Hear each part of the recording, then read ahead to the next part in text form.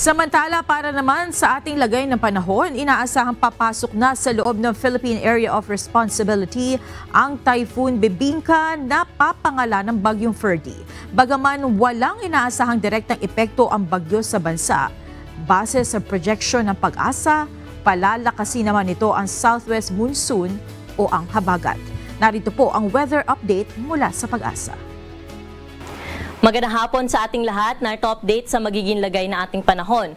Huli natin namataan yung binomonitor nating tropical storm na may international name na Bebinca sa layong 1,435 kilometers silangan, hilagang silangan na extreme northern Luzon. Ito ay may taglay na lakas ng hangin umaabot sa 85 kilometers per hour malapit sa gitna at pabugso na umaabot sa 105 kilometers per hour. Pa-northwestward po ang pagkilo sa bilis na 35 kilometers per hour.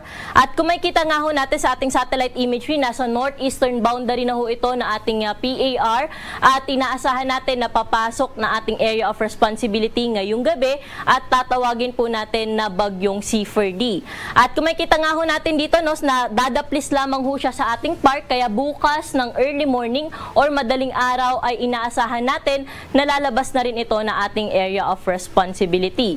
Bagamat malayo at wala itong direkta epekto sa ating Philippine landmass, ay patuloy naman ho nitong na-enhance o napapalakas yung southwest monsoon o habagat na magdudulot ngayong gabi ng mga bugso-bugsong malakas na mga pag-ulan sa may bahagi po ito ng Mimaropa, Western Visayas, Negros Island Region at sa may western section ng Mindanao. Kaya pinag-iingat po natin yung ating mga kababayan sa banta ng pagbaha at mga pagguho ng lupa. Dito naman po sa atin sa Metro Manila, pati na rin sa ibang bahagi pa ng ating bansa, inaasahan natin na ngayong gabi ay magiging maulap po yung ating kalangitan at mataas ho ang tsansa ng mga kalat-kalat na mga pag-ulan, mga pagkidlat at pagkulog.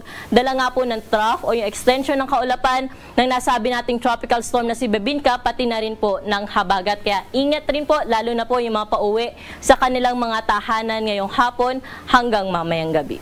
Narito naman po yung inaasahan natin na dami ng mga pag-ulan o yung mga pati na rin po yung mga areas na inaasahan natin na makakaranas po ng malakas na bugso ng pag-ulan, dala ng habagat for the next 3 days. So ngayong araw hanggang bukas po ng hapon, itong bahagi po ng Mimaropa, Western Visayas, Sorsogon at Negros Occidental ay makakaranas ng heavy to intense na mga pag-ulan o malalakas na bugso ng pag-ulan po dala ng habagat. Samantala moderate to heavy rains ngayong gabi hanggang bukas sa may Zambales, Bataan, Metro Manila, Calabarzon, the rest of Bicol Region, the rest of Visayas, Misamis Occidental, Zamboanga del Norte, Lanao del Norte, Lanao del Sur, Maguindanao, Sultan Kudarat at Sarangani.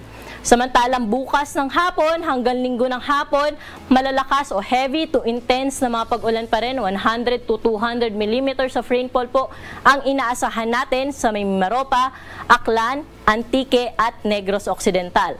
Moderate to heavy rains pa rin po sa may Bicol Region, the rest of Negros Island Region, and the rest of Western Visayas.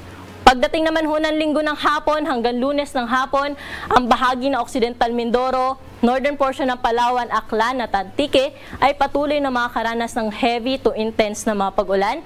At may mga moderate to heavy rains din po tayo naasahan sa may southern portion ng Quezon, the rest of Mimaropa, Camarines Sur, Catanduanes, Albay, Sorsogon, Masbate, Negros Occidental at sa nalalabing bahagi pa ng Western Visayas.